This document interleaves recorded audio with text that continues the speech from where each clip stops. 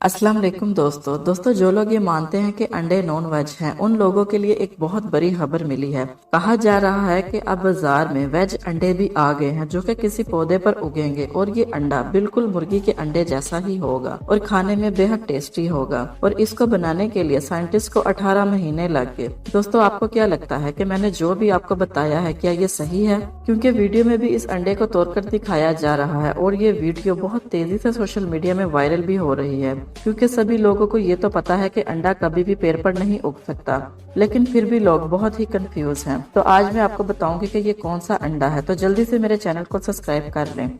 तो दोस्तों ये बात बिल्कुल गलत है कि पेड़ पर अंडे नहीं उग सकते। दोस्तों असल में ये एक व्हाइट एग नाम का एक पौधा है जिसे बैंगन कहा जाता है और ये ऑस्ट्रेलिया और यूरोप के कई ममालिक में पाया जाता है और वहाँ के लोग इसे पकाते और खाते हैं।